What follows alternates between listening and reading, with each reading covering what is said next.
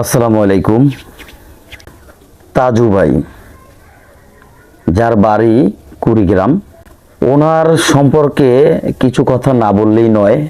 দেখেন, তাজু ভাই হচ্ছে একজন একেবারে চরাঞ্চল গ্রাম্য একটা পরিবেশে বেড়ে ওঠা একটি মানুষ। অত্যন্ত দরিদ্র এবং গরিব।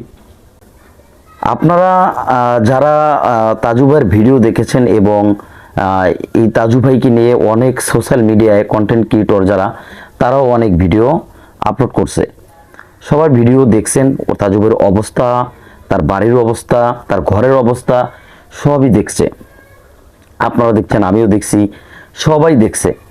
এখন কথা হচ্ছে, সোশ্যাল মিডিয়ায় এত দ্রুত বা এত কম সময়ের মধ্যে কেউ উপরে উঠতে পারে নাই।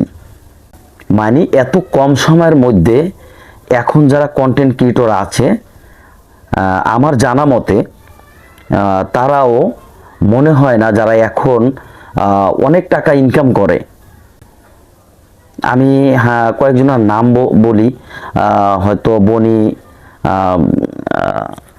এই বরিশালের বনি ভাই, তারপর হচ্ছে জুয়েল ভাই, তারপর হচ্ছে মোজাহার ভাই, থরসাব বিল্লাল, আলামিন। এরা এখন যে পরিমাণে টাকা ইনকাম করতেছে ফেসবুক থেকে, এদের যতটুকু পরিশ্রম, যতটুকু কষ্ট করতে হয়েছে, এই কষ্টটা কিন্তু তাজু ভাইয়ের লাগে নাই, করতে হয় নাই। তাজু ভাই একজন গ্রাম থেকে উঠে আসা একটা দরিদ্র পরিবারের ছেলে। তার নাই কোনো শিক্ষাগত যোগ্যতা, না সে লেখাপড়া করেছে, কিন্তু দেখেন উনি রাতারাতি উনি কিন্তু ভাইরাল হয়ে গেছে।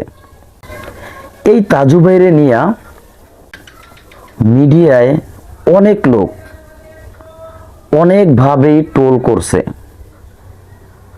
অনেক কিছুই মিন করছে। আমি বলতে চাই ভাই, একজন মানুষ তার শিক্ষাগত যোগ্যতা নাই থাকতে পারে, সে দেখতে ভালো নাও হতে পারে, তার পারিবারিক অবস্থা খারাপ থাকতেই পারে।